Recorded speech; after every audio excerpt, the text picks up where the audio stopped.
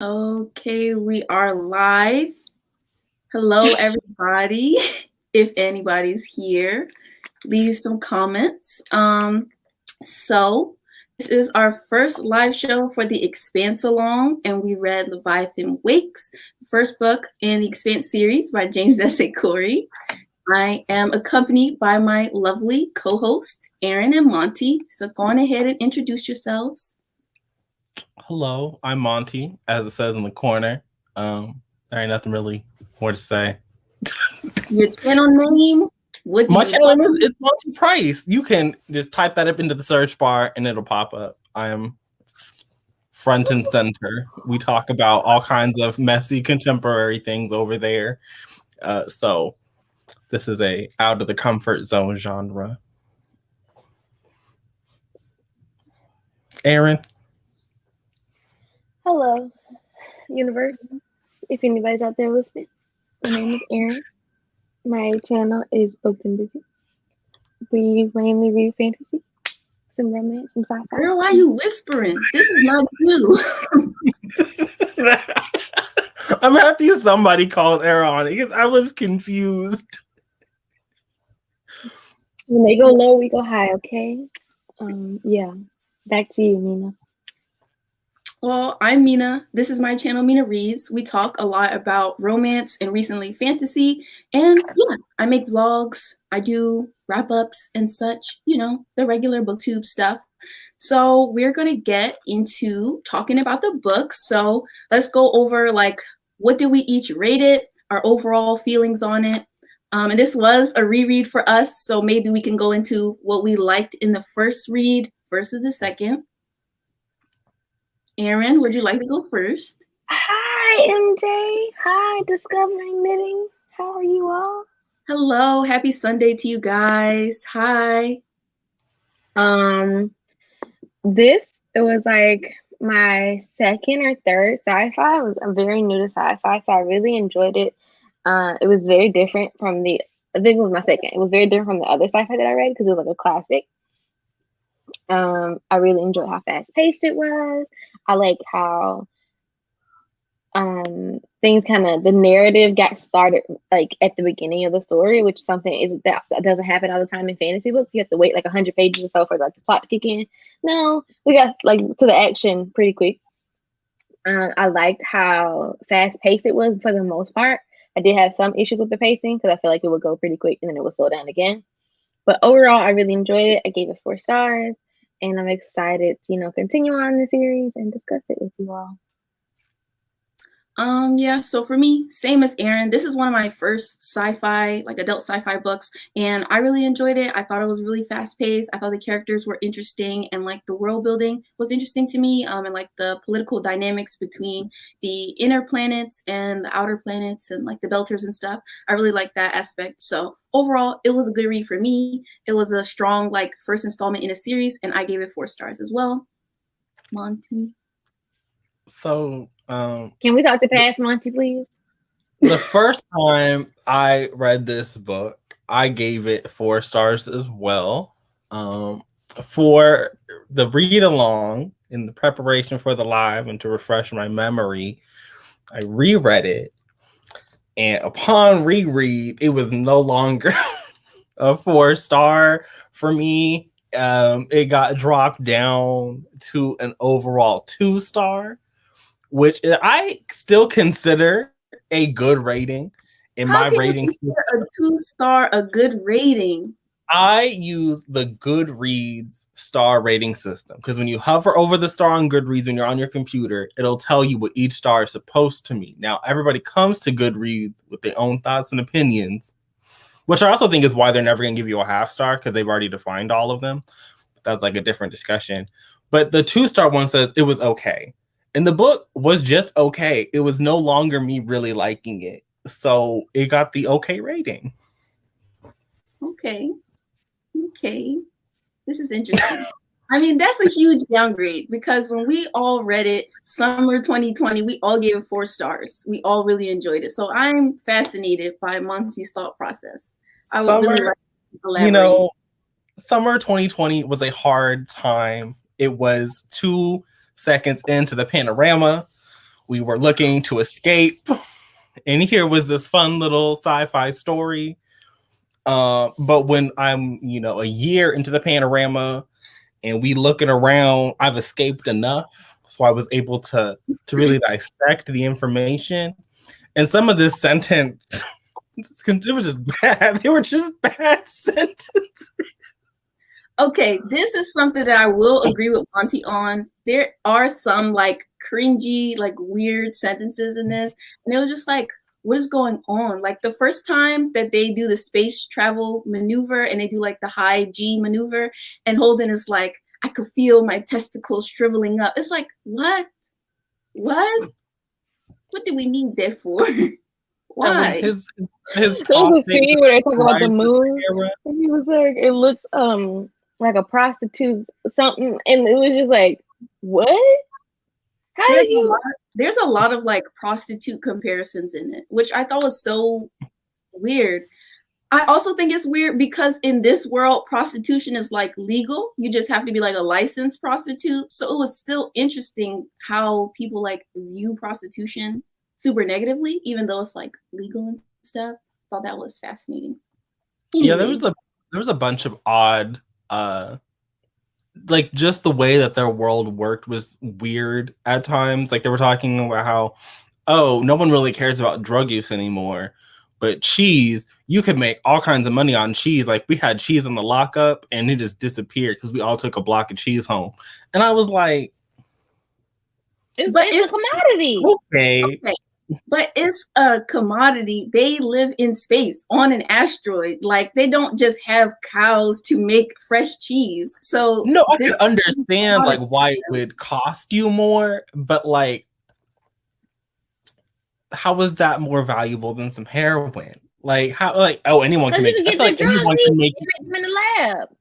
Okay, well, as a vegan, I guess we got fake cheese and it ain't too bad. So like you could make some fake cheese in space. I don't understand this like, ooh, this Vermont cheddar is like. But and I will say that one of the things that it was a theme throughout the story was just how different and how treasured things that were like from the home planet. Like even they're like, oh, she had her office that smells like coffee and cinnamon. We've never actually had like the real thing of this, whatever. So anything that was like of Earth, or like I think Mars was similar, like on world, was like up here to like their everything that was brought in. Even Miller was complaining about it like the whole time, which is odd though because like Miller is a belter, so like he from the asteroid belt, not from a planet.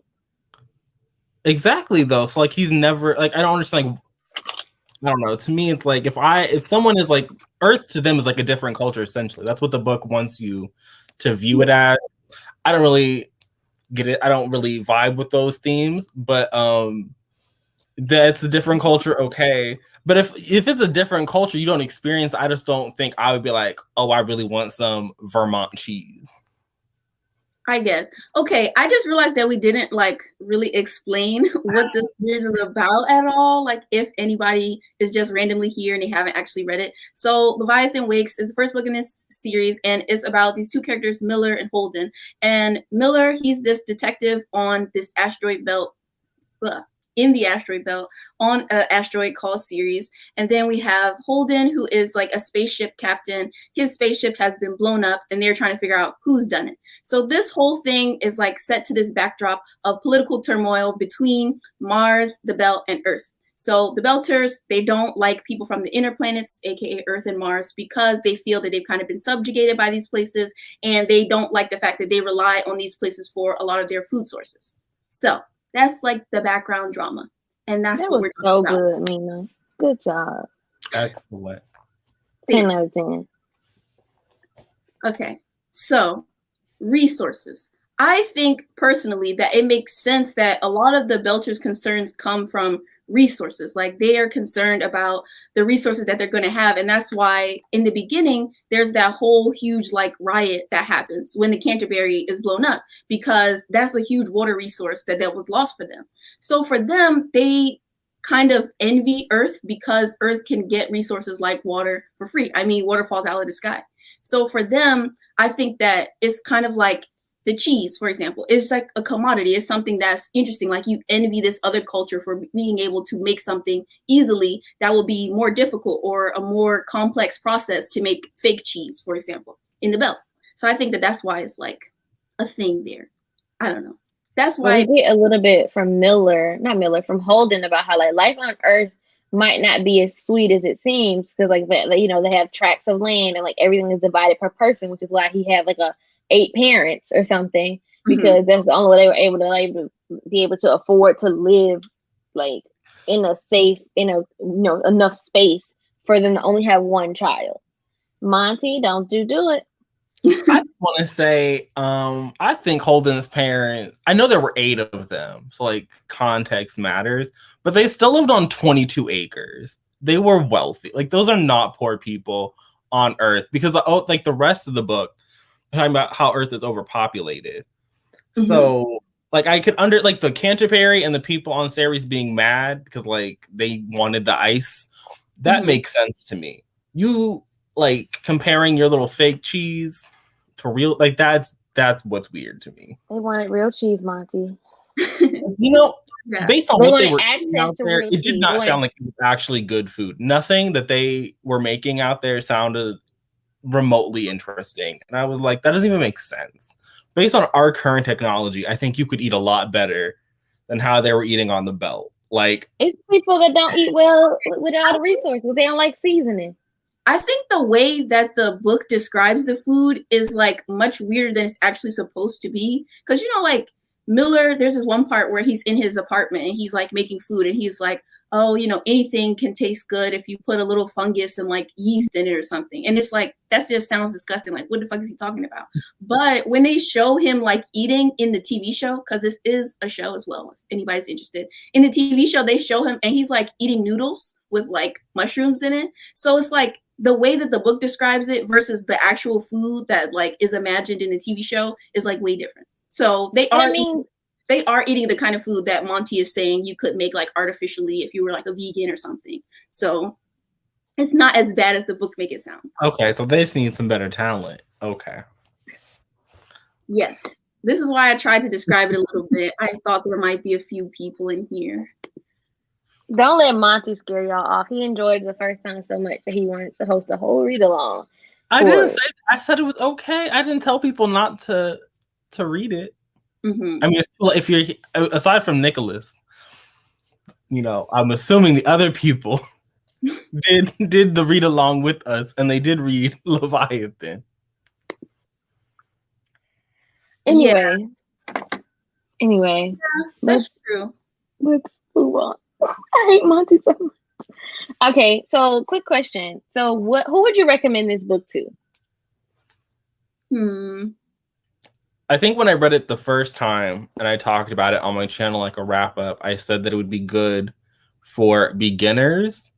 And I still think that's pretty true. Like if you just want like a nice long series that is like the science in this book is like they really do not care about the science. And like the little author interview in the back, they're like, how does this space drive work? It just works. So like it's not going to like break down any scientific equations.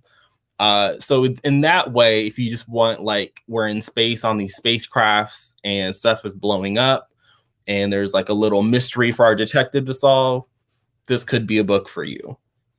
Yeah, I agree with Monty. I think it's like a good intro to sci-fi because it's not super complicated in the way that the sciencey stuff is explained, but it's also not as like fantastical as Star Trek, for example. Like it's not like that. It's not like beam me up, Scotty. There is a logic to how they travel in space and like everything like that. It's just not explained in like too much detail for you to get bogged down and like confused by it.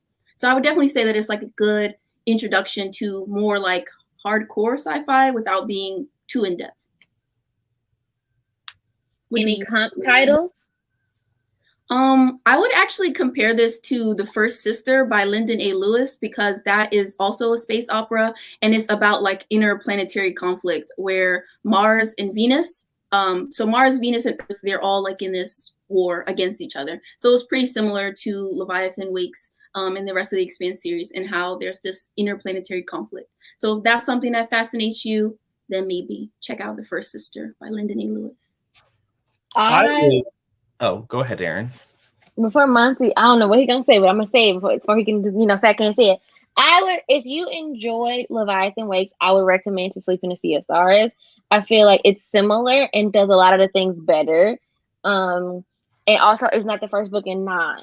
You do get a complete story. I'm not sure if there'll be more in the world, but you do get a complete story. But similarly, if you like the fast-paced nature of Leviathan Wakes, if you like that it had a lot of intense political things going on, if you actually like the way the proto-molecule and like the alien matter and that and how the political nature of the government's working with that specific thing work, I think you would enjoy this. I think if you wanted more action from Leviathan Wakes and more like actual like fighting and stuff like that, then I would say you also get that in To Sleep.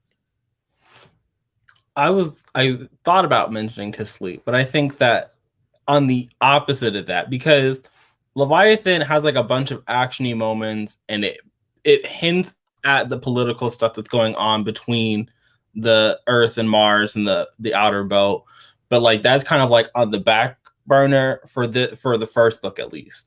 And so if you were reading Leviathan Wakes and you wanted more political intrigue between like planetary systems, I would recommend Vagabonds, which is about Earth and Mars and like their conflict they've had over the years and them trying to resolve that.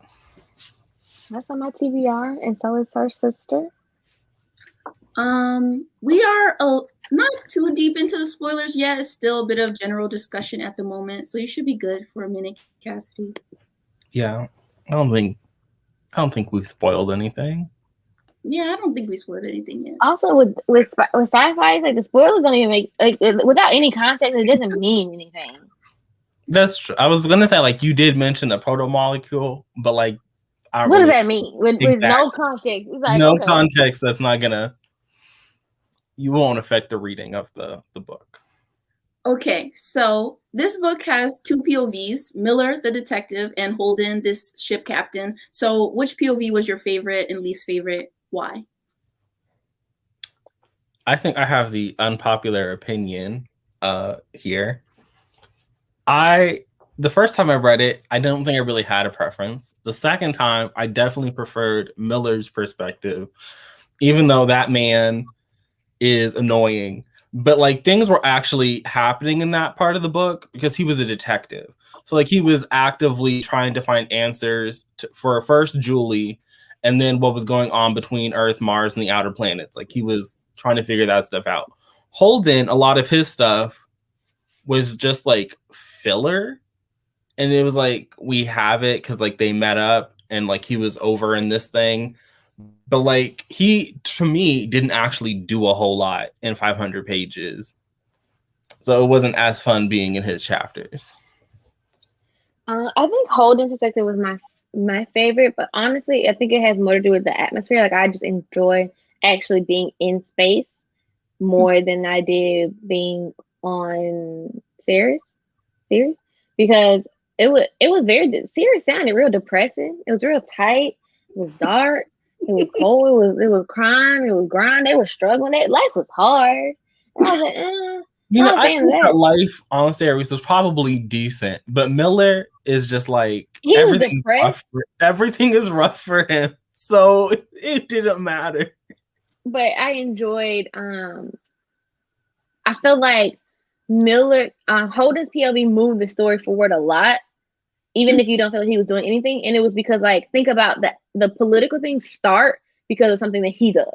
The political things ramp up because of something that he says. So like I feel like I was constantly surprised. The like plot twists and things were happening in the beginning part of the book were definitely happening on the Canterbury and then on the little space shuttle.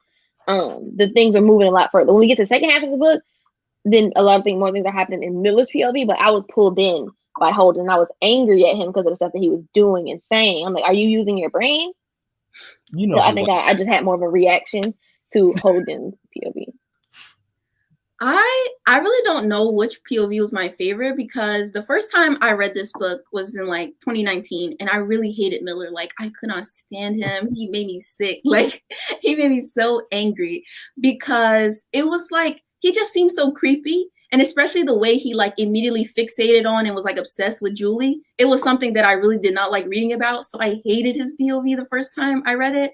But this time reading it, I actually liked his POV. I thought his point of view was interesting because I think that like the Belters and the Belter mindset and like culture is really fascinating. So I enjoyed it more this time around than my previous reads of it.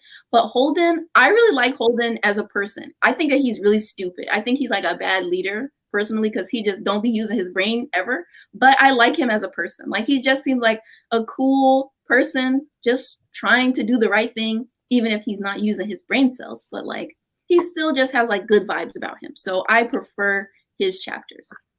There's a question in the chat, Mina, that I think you and Monty, well, especially Monty, really enjoy. There was technically like one sex scene in the book, and it was not remotely good. It was not a good sex scene. Okay, there is a sex scene. There is a romance in this between Holden and the executive officer on his spaceship, Naomi. Their relationship and the progression of it is really not good. It really does not make sense the way that the author chose to do it.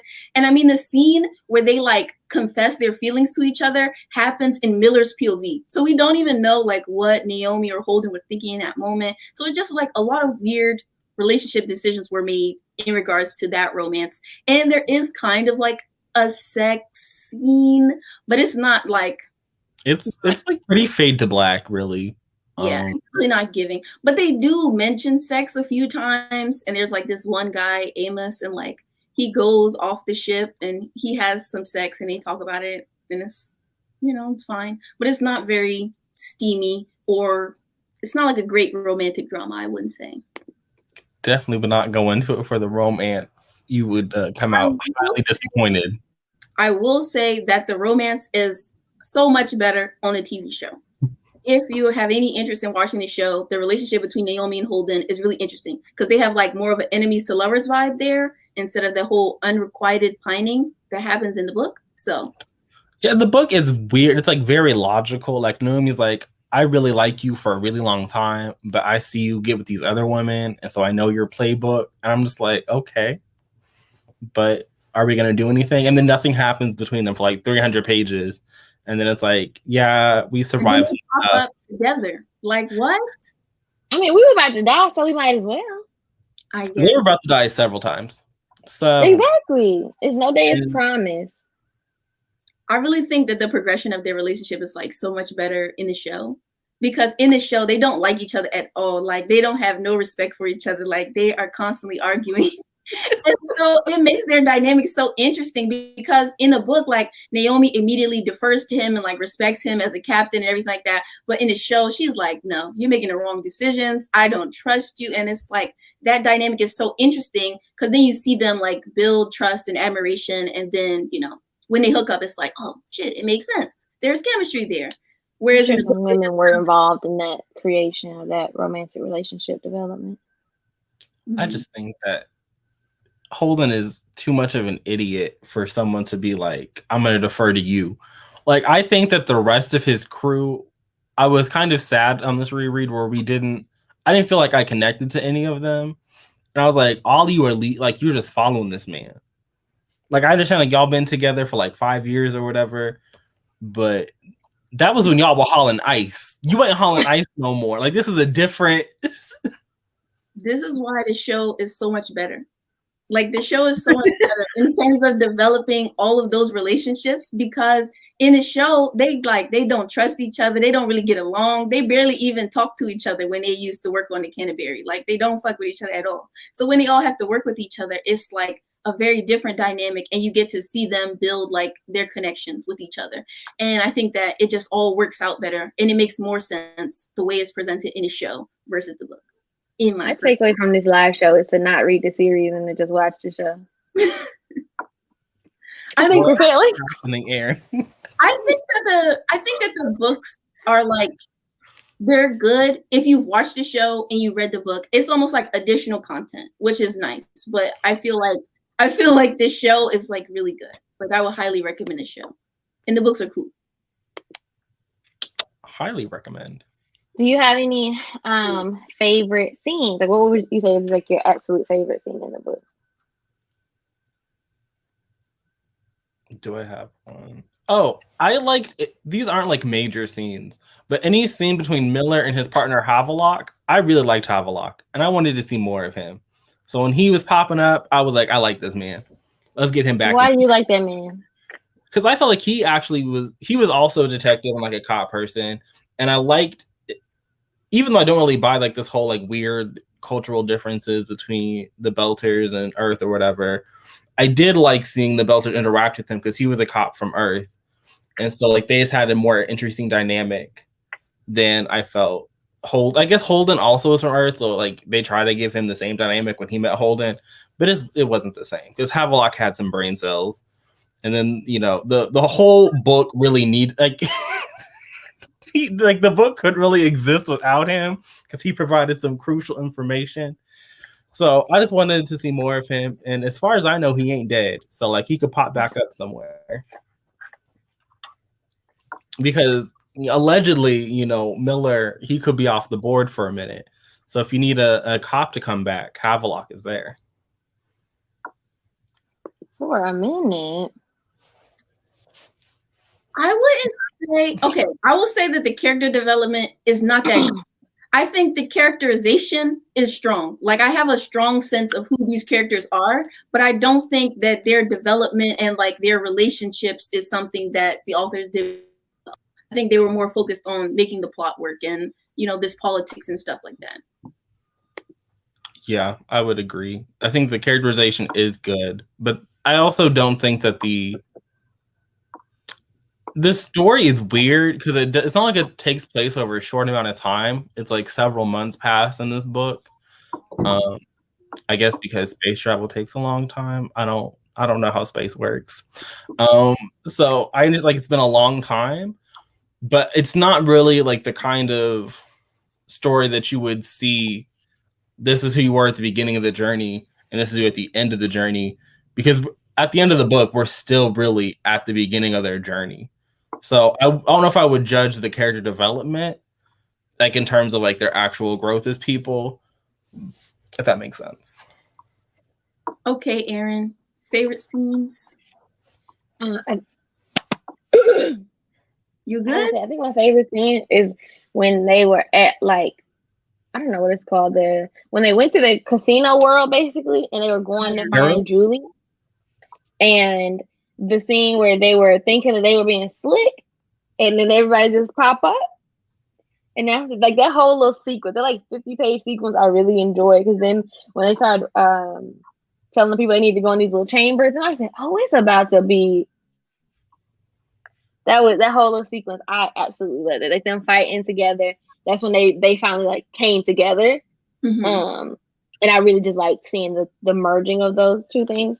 That was a lot of fun, and a lot of interesting things were happening in that section of the story. I agree. I kind of think that one of my favorite scenes was like near the end of the book. So this is kind of a spoiler, but Miller, he's looking for this girl, Julie. And so the whole book is him trying to solve the mystery of like, where did Julie disappear to? And Julie is basically connected and caught up in this thing with this proto-molecule. And a proto-molecule is like this alien technology. And so it's so interesting to me when Miller finally finds Julie on Eros, and she's like, there's like this whole body horror scenario where like the proto-molecule is taking over her body, and he's like kind of communicating with her while she's possessed in a way. I thought that was like really interesting. And that was definitely one of my favorite moments in the book, personally.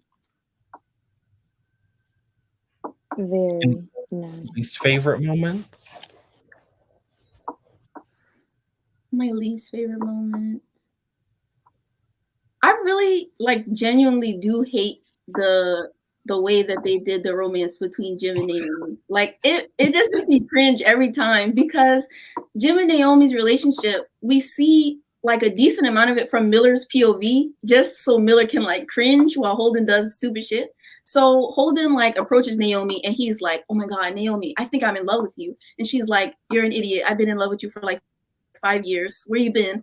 And he was like, "Oh shit." And then Miller's just like, "Damn, son, that's really terrible." And I just hated that whole sequence. Like, speaking of that, maybe the authors intentionally did that because like clearly Miller is aware that like the situation that's happening is like not a good one. It's not being done well.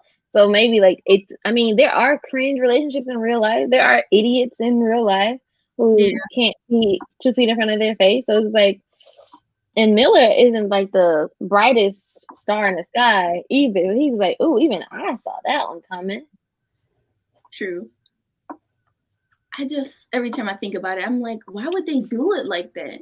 I especially think because I watched the show before reading the book, so I think that the show really colored like a lot of my perception of the way things play out. Aaron?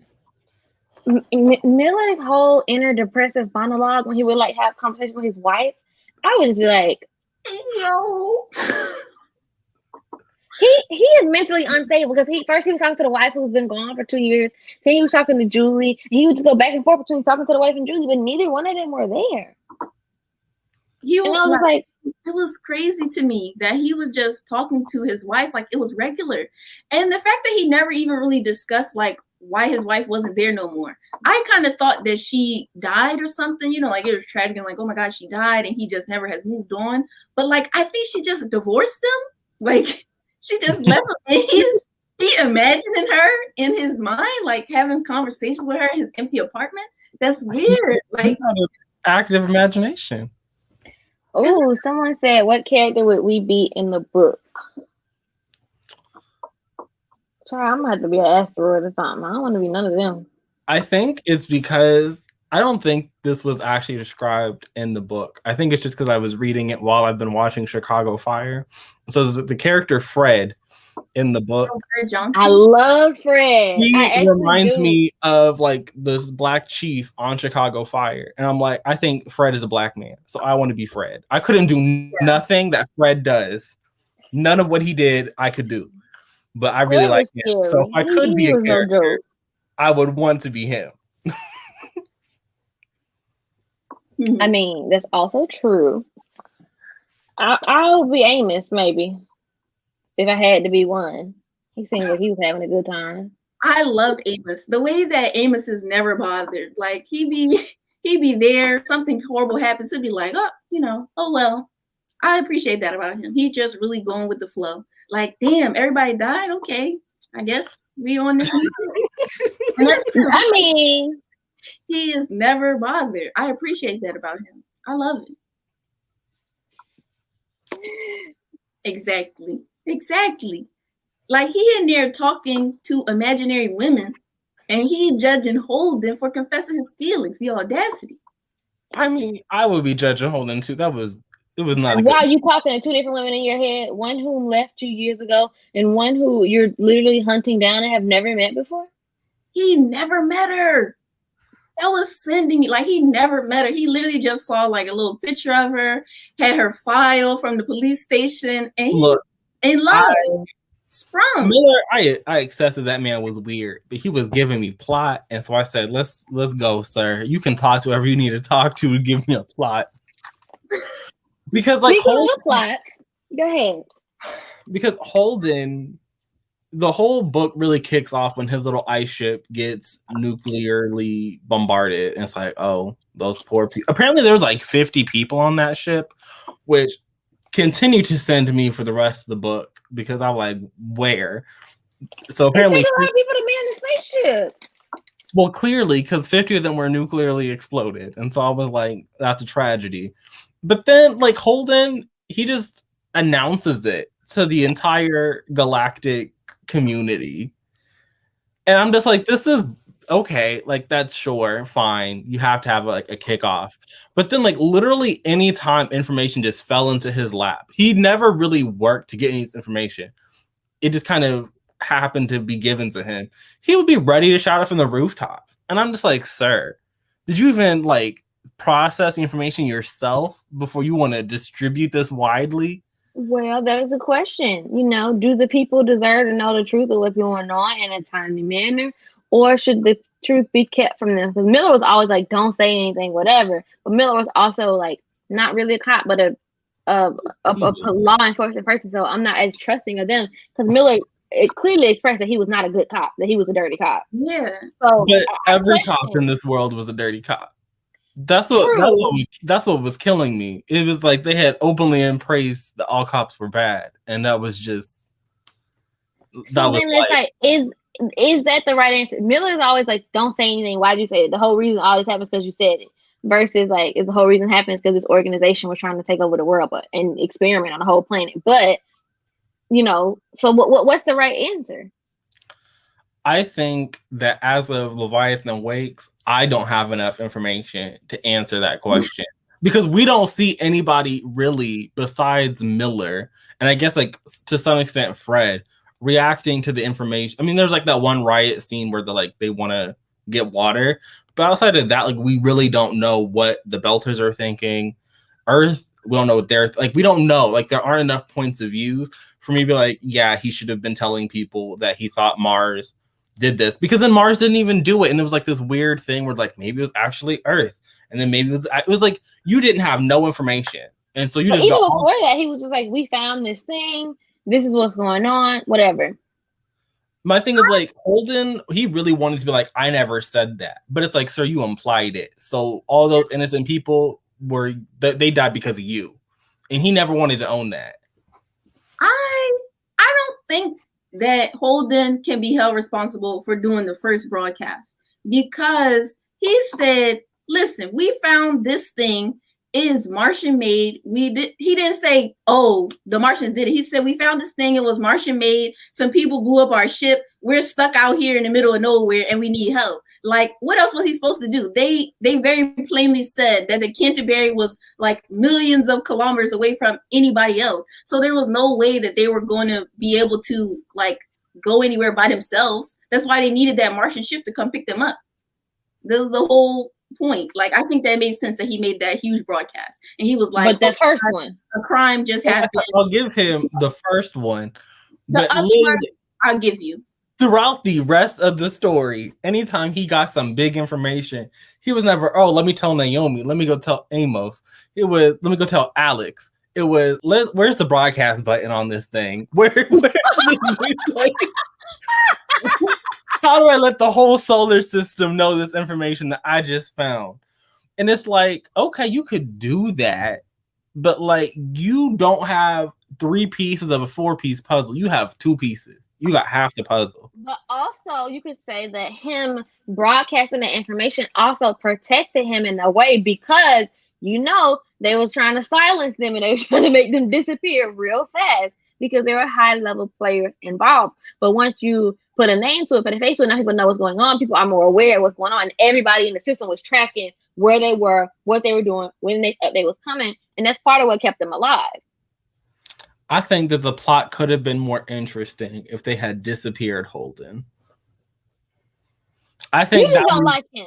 That would have been an interesting storyline to follow, as opposed to they just sat in spaceships for most of the book. I mean, most sci-fi books take place in space. Okay, I'm just like, it's not like, okay, well, we didn't have him get, disappeared or murdered or whatever. It was, he just sat in conference rooms for the rest of the story. That would be so boring. That's what he did.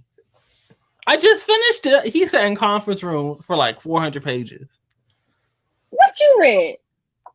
It's a conference room. I can't say he sat on a spaceship, but that's what they were. They were on the conference room talking to people.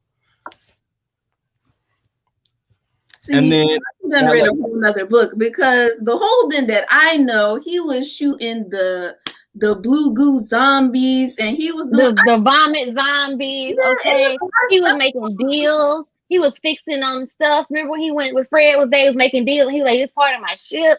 Like, I don't understand how you think he was doing nothing but being in conference rooms. I can understand not liking him, but he was definitely doing stuff. I would say that Holden is a very reactionary protagonist. Like he never makes decisions to like make something happen. Things happen to him and then he has a reaction to them, which I think is something that a lot of people kind of tend to dislike in characters. They like when characters are more actionable on their own. So I understand why you don't like him, but he was definitely doing stuff. From also, the man had a very steady, dead end job hauling ice across space, and he just so happened to decide not to do the illegal thing and ignore the little alert and go check it out, and then it just went from sugar to shit. But he wasn't always just like a Salsa the Space man who has only ever been an iceberg hauler or whatever. He was in the whole Navy for I don't know how long, but a significant. He gave that up, clearly. Okay, so, he I think used to be in the Navy, and he was dishonorably discharged because he didn't want to do what his officer wanted him to do. They wanted him to like blow somebody up. And he was like, no, fuck that. I'm not going to do it. So they discharged him from the Navy. And that's why he has his little dead end job, because he was like, forget all that. I'm not going to be in the Navy no more. That's not for me. So I think that is like a really important thing to understand about Holden. Like he's really not about the violence. Like he really wants to find peaceable solutions to things. And that's why he thinks information is important. He thinks sharing information is important rather than everybody just start fighting. That's why I think that he always wants to share information so everybody knows all of the different elements of what's going on and they can come to some kind of solution rather than everyone operating off of half the information and wanting to fight. I think Holden was just naive. He only had half the information. That was my problem. He said, I have half the information, and I'm not going to try and give you any broader context. I'm just going to give you what I got. Random piece that I don't know and you don't know. We both just don't know together. I don't think that helps anybody. I think that if I had seen him trying to figure it out the way that Miller was trying to piece the shit together. But that was Miller's job to piece shit together. To me, it sounds different if you present a whole puzzle. I think that's why people want to go and watch like a 45-minute video essay. You're going to get the whole puzzle put together for you. Holden is just like, here's the corner piece. And maybe here's a centerpiece, but I'm not doing any of the work to help you arrange this. Because he don't know. I mean, when they started the story, they didn't know that this was the start of an intergalactic plot to do X, Y, and Z. He was like, I just happened to find this thing, and then my ship got blown up. So I think they connected. I'm not sure though. Yeah, I don't have the resources to figure it out. So here, world, here's information. Y'all figure it out. Is blown up. That's one thing. But then when they're what is it like? Toth, whatever the little secret like the secret base where they were doing all them experimentations, he's still like, we should just present information, guys. And it's like, sir, it's been 350 pages, 460 pages. You haven't put no pieces together, and you're still just trying to broadcast. We have moved past the nuclear explosion on your little ice hauler. I think the way I would describe Holden is kind of like a heroic idiot. Like I think that he wants to save the day. He wants to protect people, but I think he's really naive and idealistic. So he doesn't, he's not really interested in trying to put all the pieces together. He just wants to make sure as many people as possible are safe. And he's like, I got this information, so I'm gonna tell y'all about it, and that's it. Also, I want to say that I don't think that Holden is a snitch. I think that a snitch is something different than what Holden is doing. I think if somebody commits a crime, if somebody shot my friend, I don't know who that person is. I don't gain nothing by telling you that somebody shot my friend, then that's not a snitch. That's me reporting a crime. If me and somebody else shot somebody together, and then I was like, actually, it was Miller who shot him, and I don't want to be put in jail, that's a snitch. There's a difference, in my opinion. So one thing you just mentioned about Holden being idealistic, I thought that was also true of Havelock, and I'm wondering, is that because they're from Earth and like the ideals that they have? I mean, think about these people who are obviously from Earth, and the way we expect governments and people to be honest with us, even though whatever the expectation that information is put out to you, that people are honest with you, whatever. And then the Belchers and the people from the outer planets, whatever, just like they have a very different outlook because of their experience of the different culture on, when you live inside a bubble and everything about your existence depends on, someone else and like all this other stuff. So I'm wondering because that's a similarity with both Havelock. He's like, I don't understand if I work hard and do my job, why won't they like me? Why won't they, include me? Why, why won't they, what is the racism about or the planetism? I don't fucking know. But that was something that they had in common. Mm-hmm. I think that a big part of Holden's idealism comes from the fact that he's like a rich country boy, though, because they do explain, like, I don't know if it's in this book, but definitely in the show, they explain that most people on Earth is like super overpopulated and most people are really poor. So his family, they just happen to own that land somehow. And the only reason they're able to keep it is because he has the 8 parents. And there's like restrictions on how many children you can have. So that's why they got like a lot of money allotted to them by being 8 people sharing one child. So that's why they have the ability to have like this Montana ranch that he grew up on. So I think that like really shapes his opinions as well. He had a very idyllic childhood in comparison to somebody like Miller living on Ceres or the people also, up there. Probably splicing 8 sets of genes together might result in some questionable offspring. Yeah, I think that was the part of the science I really wanted explained to me. Like, it's one thing to say you just, you mixed things in a bowl or whatever, but it's different to be like, it's a perfect genetic breakdown. Like, you can see all of that's weird. I would like to see it. That don't sound cheap. That sounds expensive. Yeah, definitely compared to Amos. I mean, you don't really know that much about Amos's background in this book, so I didn't want to like spoil that because I think that finding out about his background is interesting. But he's from Earth too? Yeah. What'd you say? Yeah, he's from Earth. Too? Oh, yeah. So his upbringing is very, very different to Holden's, and you can see how that shapes their worldviews. And they actually try to make this comparison about how Miller and Amos are kind of similar, but Amos just happened to have aligned himself with Holden. So that's why he's with the good guys, technically.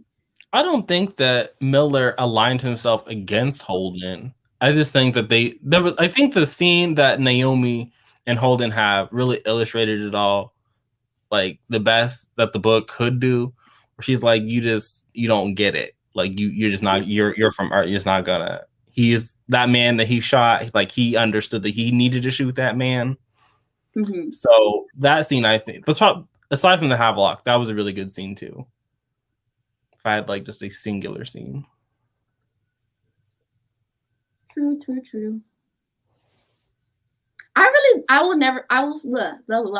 Words. What are they? I don't know. But what I will say is that I do think that Holden's position was so strange in regards to Miller killing that guy near the end. What is his name? I can't remember. But the guy that he kills somewhere Dresden? in the book. I think that's him. Dresden. For me, it's so strange, like how upset Holden is by this, and Holden is like, "Yeah, you got to get off the ship. Like you can't mess with us no more." And I thought that was crazy because that guy was a mass murderer, and I mean, not even just like, "Oh, like I'm shooting the club up." Like, no, he planned to systematically murder a whole, like it has to be thousands of people, maybe millions. Millions on that. He said it was millions. They said he killed millions of people. He killed millions of people. Like, why would you be so upset that he was murdered? I mean, even if he had a trial, like they still should have murdered him. Like they don't have capital punishment no more. I think it was so because again, like maybe cops work differently outside of series. I don't know. The vibe I was getting was that everyone. You can just kill whoever you need to kill. You can vent people if you need to be venting people. You just got to do what you got to do. But in the scene, even before Dresden is like shot, he's talking about how he admits to killing these people. He said, "What I did is a drop in the bucket because what I want to do is kill even more." So it's like, why would you be upset? Like he admitted to killing millions of people, like the entire space. One person was saved because Julie got to live. Hooray for Julie. Millions of people died. Person is a stretch with Julie right now. And he wanted to kill millions more. And he had recruited scientists to help him kill millions more. And you were like, oh no, you can't shoot people. I don't even think that Holden was even scared of Miller. I just think that, like Naomi said, they were just too similar and that they were deeply entrenched in their convictions, and their convictions were just opposite of each other. And so he said, yeah, I don't fuck with you. So I don't even think it was like, oh, you can just shoot that man and like not feel bad. Because I think Naomi could have shot that man and not felt bad. Like I think you could have put any belter where Miller was. And none of them would have been like, yeah, like I think I could have shot that man and not felt bad. You killed millions of people.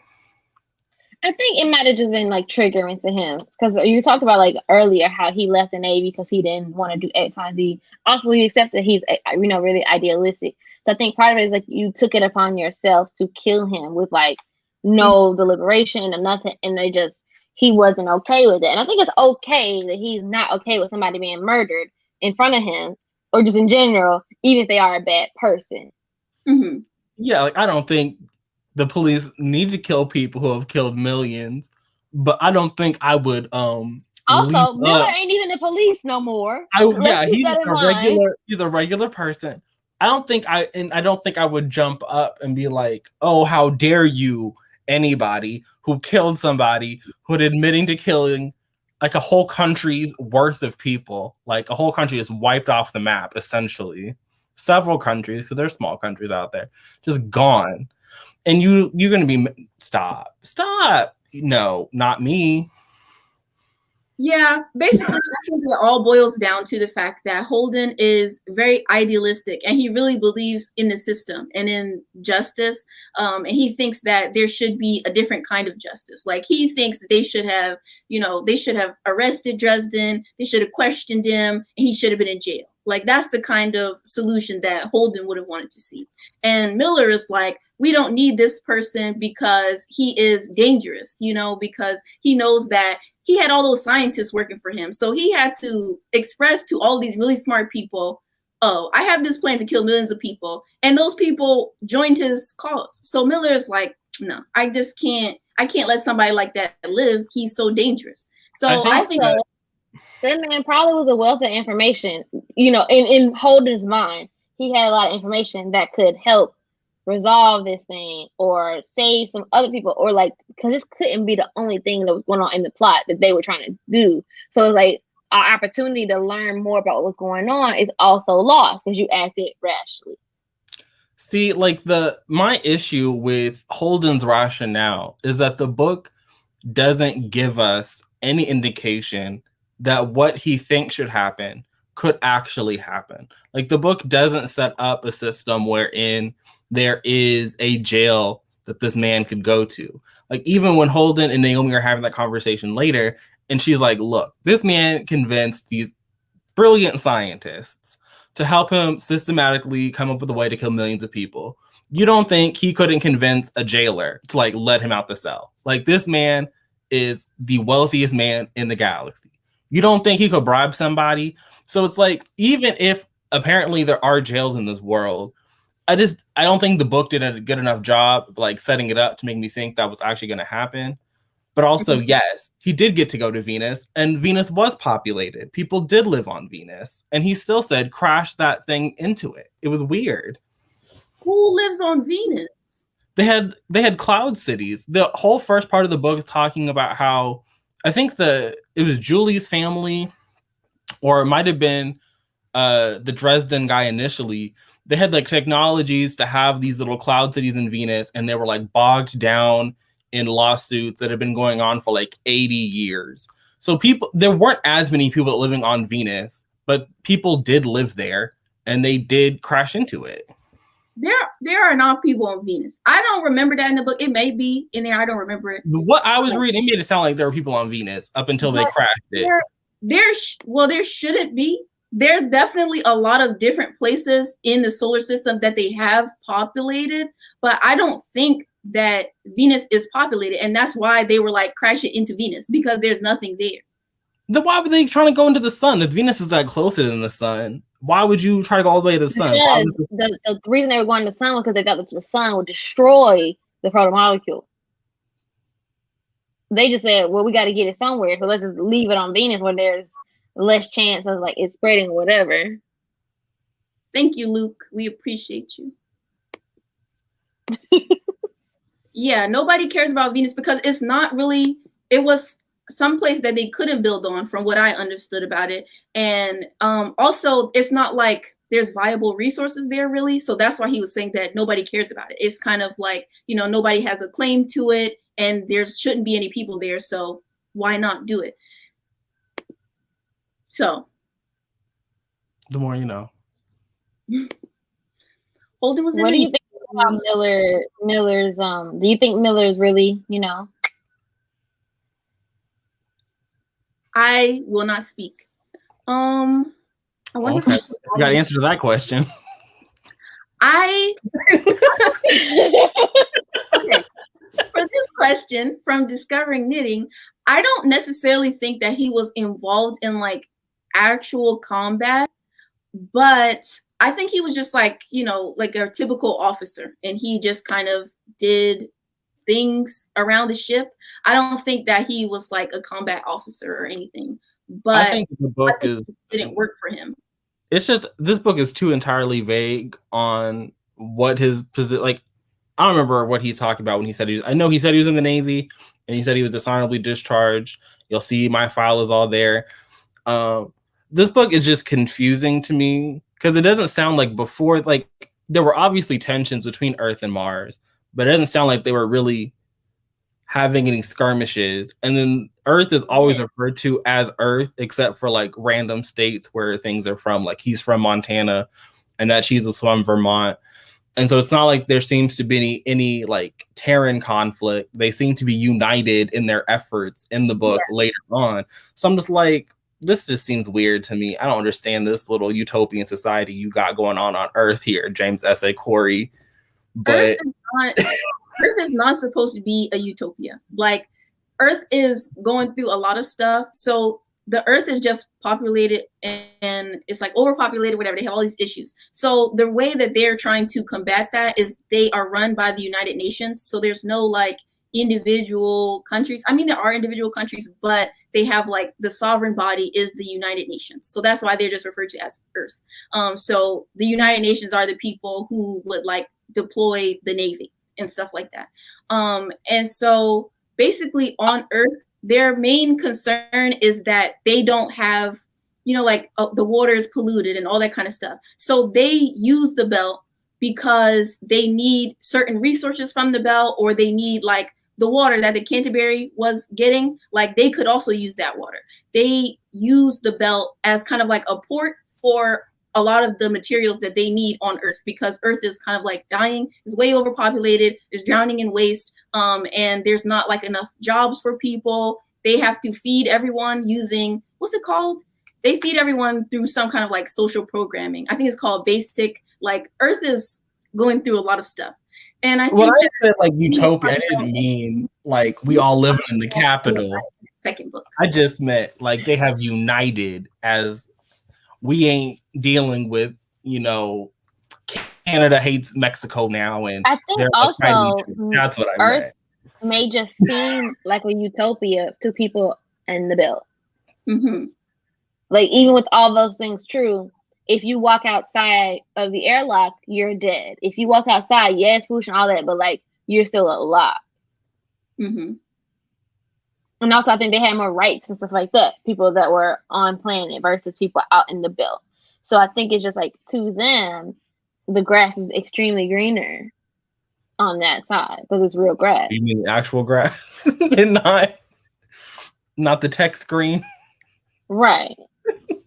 I really think that the world is actually really interesting. I find it fascinating that Monty like doesn't think the world makes any sense, because I think that it does make sense, because Mars was formerly a colony of Earth.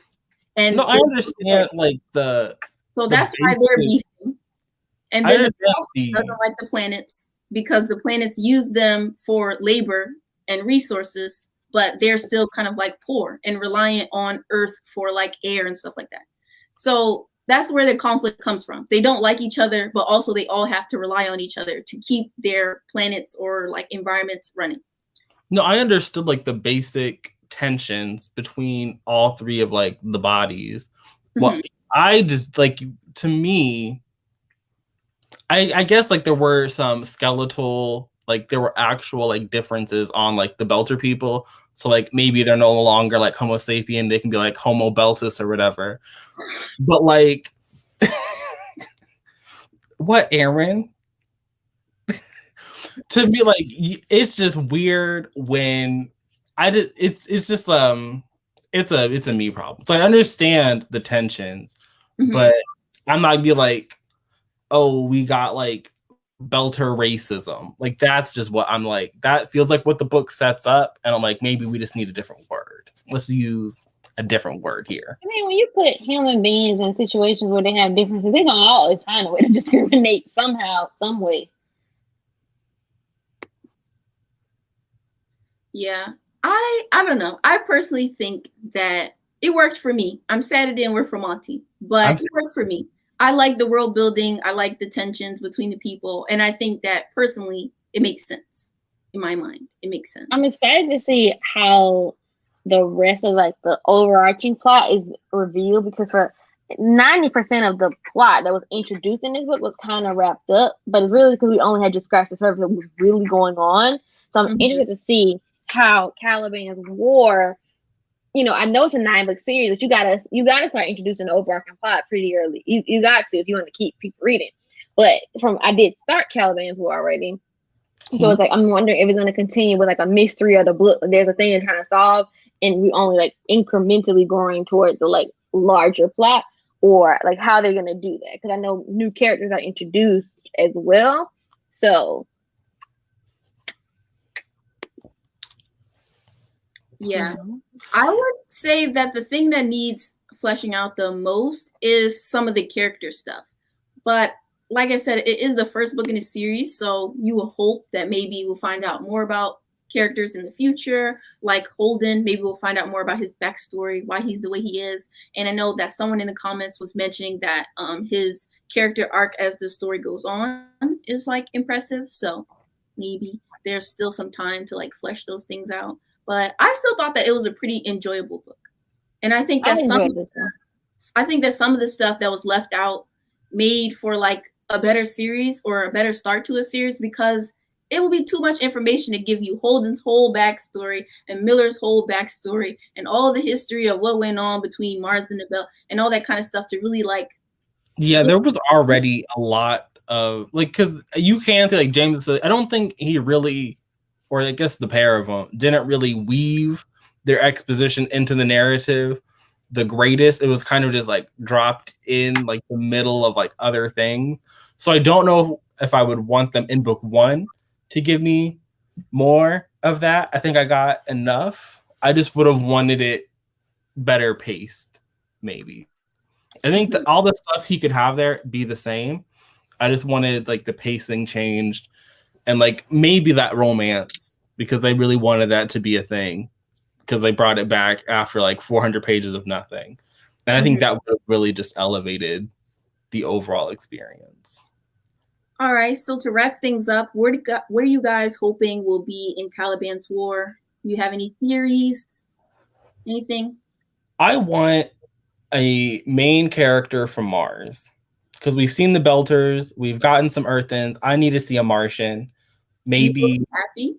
Yeah, for Caliban's War, I would want a Martian. Maybe like by book 8, I want to see the beings that created the proto-molecule. I would have hoped they'd be introduced. But for the second book, I just want a Martian. That's all I want.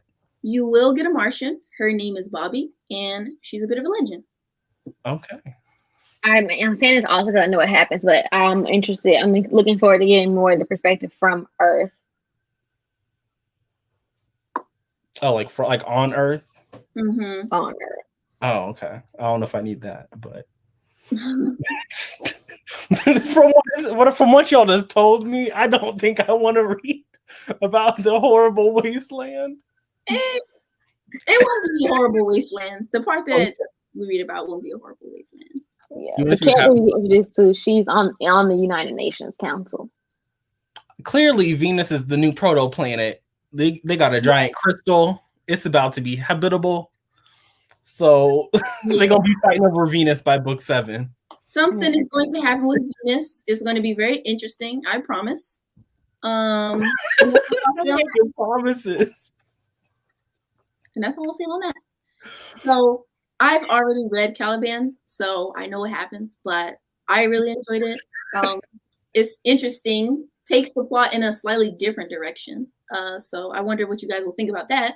But yeah. Thank you all for coming out. Coming out.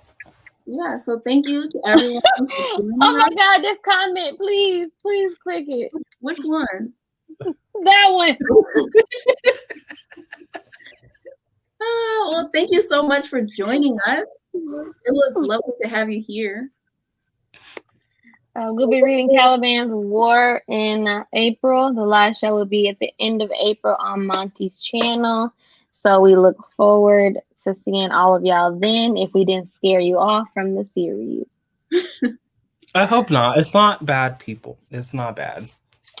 Says the person who gave it 2 stars. Slandering the book the whole live show. Now you saying it's not bad. I can't. I know.